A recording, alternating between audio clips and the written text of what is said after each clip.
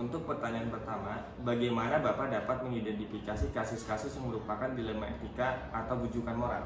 Oke, terima kasih. Pertanyaannya super keren. Ini adalah salah satu concern kami terkait bagaimana cara menangani, memperbaiki ketika anak melakukan pelanggaran etika atau bujukan moral. Yang pertama adalah memastikan bahwa semua pihak yang terlibat memahami dengan jelas apa yang menjadi masalah.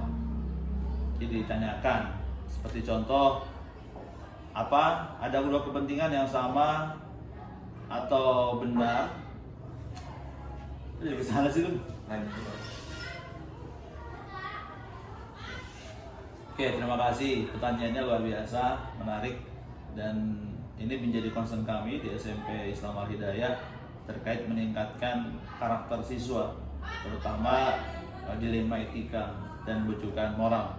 Yang pertama adalah memastikan kami sebagai kepala sekolah dan PTK semuanya memahami apa itu dilema etika. Pengetahuan itu yang menjadi dasar kita ketika memutuskan nanti ke depannya akan baik atau salah. Yang kedua, mengumpulkan pandangan dari semua pihak yang terkait. Kita adakan diskusi dengan anak-anak, dengan guru, dengan orang tua. Terus yang ketiga, gunakan prinsip etika dalam pengambilan keputusan. Jadi yang menjadi concern kita adalah bagaimana kita bisa melakukan keadilan, justice kepada anak begitu. Yang kedua, balance, seimbang ketika kita memutuskan segala sesuatu. Yang selanjutnya mengevaluasi untuk jangka panjang, maka akan dibuatlah sebuah susunan untuk memecahkan masalah-masalah yang ada dengan cara tadi mengidentifikasi, kumpulkan semua informasi tentang dilema etika tersebut. Anak melakukan apa, apakah itu termasuk pelanggaran etika ataukah dilema etika. Kalau kita memahami dasarnya, maka bisa dipastikan kita akan benar menangani kasus tersebut. Terus yang kedua, setelah ada informasi dari guru kelas, dari teman-temannya, maka selanjutnya diproses di di satu forum yang namanya penanganan kekerasan atau pelanggaran etika di sekolah. Nah, kami punya tim khusus yang di sana itu membahas tentang perencanaan sampai evaluasi. Jadi tidak langsung ke guru BK, tidak langsung ke kepala sekolah, tapi ada tim khusus yang diketuai oleh guru PKN begitu. Nah, bagaimana Bapak dapat menjalankan pengambilan keputusan di sekolah, terutama untuk kasus-kasus di mana ada dua kepentingan yang sama, yaitu sama-sama benar atau sama-sama mengandung nilai kebajikan? Oke. Nah, ini yang agak perlu kehati-hatian di kita, karena dua sudut pandang itu bisa mencerminkan keadilan. Kalau kita tidak bisa melihat dua sisi, maka keadilan itu tidak akan pernah terjadi. Salah satunya adalah dengan cara melakukan konfirmasi kepada anak tersebut atau guru tersebut atau pelaku tersebut, bahkan ke si korban begitu, terkait tadi ada dua kepentingan yang sama yang dianggap dua-duanya benar begitu, agar terjadi tidak clash, tidak konflik ketika ada dua kepentingan yang sama, untuk benar-benar kita pandang sebagai pembelajaran yang bisa menghasilkan balancing atau keseimbangan begitu. Nah, langkah-langkah atau prosedur seperti apa yang Bapak lakukan selama ini? Oke, langkah-langkahnya ada beberapa yang kita jalankan, ada 11. Yang pertama, mengidentifikasi masalah etika tersebut. Yang kedua, mengumpulkan informasi dan fakta sebagai pengambil keputusan yang tepat. Yang ketiga, identifikasi opsi keputusan. Yang keempat, evaluasi opsi berdasarkan prinsip etika. Yang kelima, konsultasi dan diskusi dari pihak terkait. Bahkan kami bekerja sama dengan KPAI untuk merumuskan prinsip-prinsip tersebut. Yang keenam, timbang dampak. Jadi kita timbang dampak jangka pendek dan jangka panjang terhadap anak tersebut atau guru tersebut. Yang ketujuh, ambil keputusan berdasarkan konsensus atau prinsip mayoritas. Yang kedelapan, komunikasi keputusan yang transparan. Jadi kita ada sidang pleno untuk menetapkan bahwa hal tersebut kita putuskan secara kesepakatan, kebaikan, dan transparan. Yang ke-9, implementasi keputusan.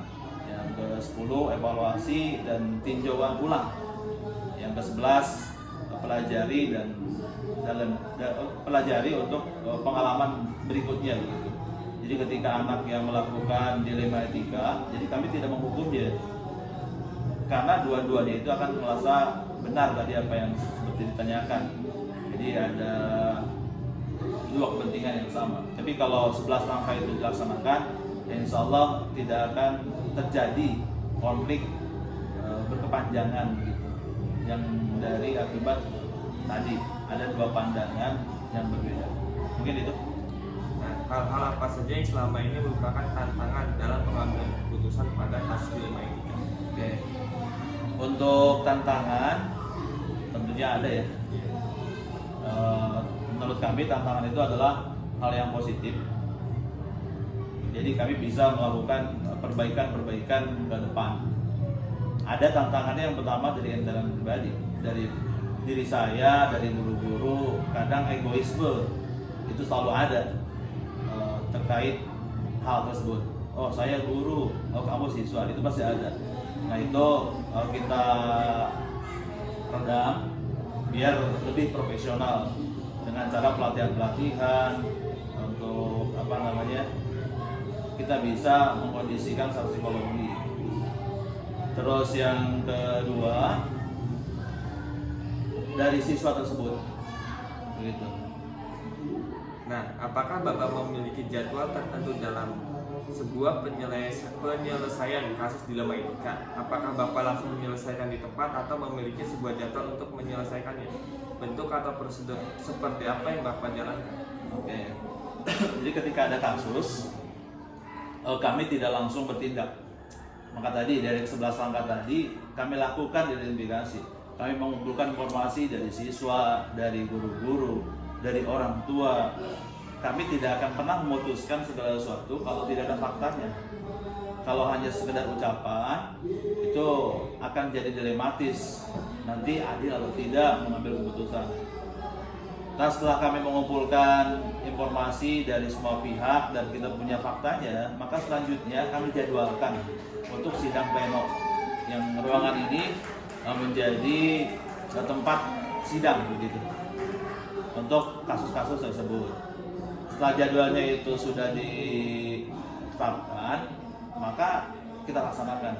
Jadi kita jadwalkan terlebih dahulu begitu. Nah, jadi intinya ketika ada sebuah permasalahan, Bapak tidak langsung mengambil tindakan ya Pak. Betul. Tapi diidentifikasi terlebih dahulu untuk mengumpulkan informasi baik ya Pak. Nah, adakah seseorang atau faktor-faktor yang selama ini mempermudah atau membantu Bapak dalam mengambil keputusan dalam kasus-kasus dilema etika? Jadi dilema etika itu kami bagi 3 grade: low, middle, high.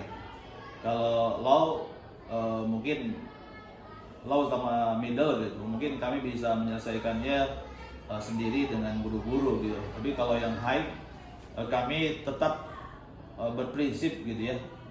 Kami tidak ada hukuman di sekolah untuk anak-anak, karena menurut kami hukuman itu hanya membuat sakit hati anak.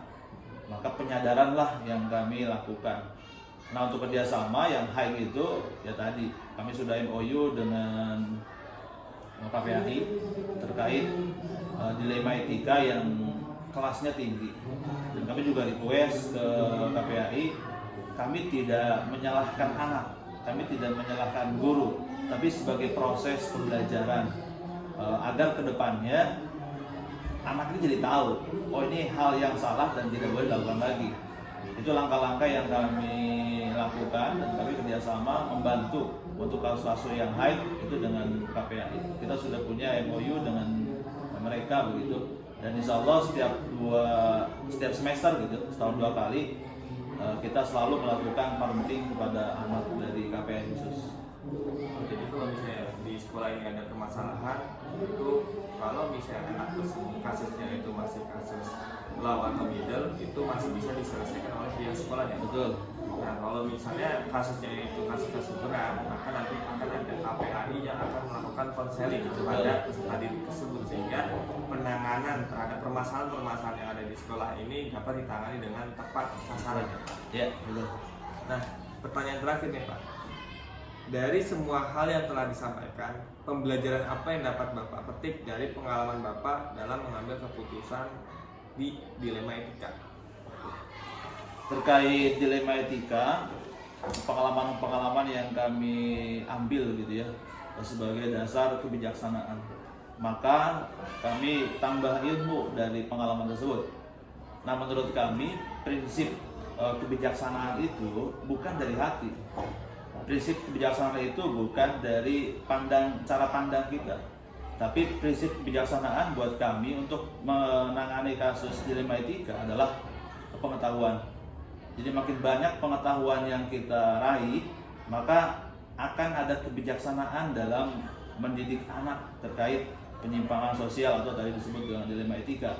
Karena dasar atau prinsip pendidikan itu kan memanusiakan manusia. Sekolah kami sadar bukan tempat untuk menghukum anak. Sekolah bukan kejaksaan, sekolah bukan kepolisian yang berhak untuk memutuskan segala sesuatu. Sekolah adalah tempat pendidikan. Ketika anak ada penyimpangan, ketika anak melakukan dilema etika, itu adalah kesempatan sekolah untuk memberikan edukasi kepada anak. Jadi kami selalu memegang prinsip kebijaksanaan itu bukan dari hati, tapi kebijaksanaan itu dari pengetahuan kita yang diolah agar menangani kasus dilema etika itu bisa memunculkan hal yang baik, potensi yang baik dari anak begitu. Dan pada dasarnya anak itu anak-anak yang baik begitu. Ya cuman kadang kita orang dewasa terlalu egois memutuskan segala sesuatu sesuai dengan kehendak kita. Jadi pertimbangannya baik dan benar menurut hati, yang akhirnya itu menjadi keegoisan diri sendiri. Nah, kesimpulannya dari pengalaman yang kami ambil tadi, kebijaksanaan itu bukan egoisme diri, tapi kebijaksanaan itu adalah fakta, data, pengetahuan yang kita rangkum menjadi sebuah keputusan. Begitu. Baik Bapak, jadi intinya adalah ketika kita mengambil keputusan hal apapun dalam masalah yang terjadi pada anak, kita itu harus bijak ya Pak. Bijak itu dalam arti bukan berasal dari dalam hati kita, tapi berasal dari pengetahuan, lalu berasal dari kasus-kasus, fakta-faktanya. Ya. Betul.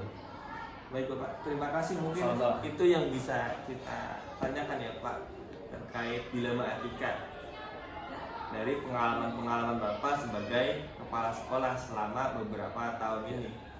Semoga nantinya pengalaman yang Bapak sharingkan ke kita, ke saya dapat berguna terutama dalam menangani kasus-kasus permasalahan di sekolah.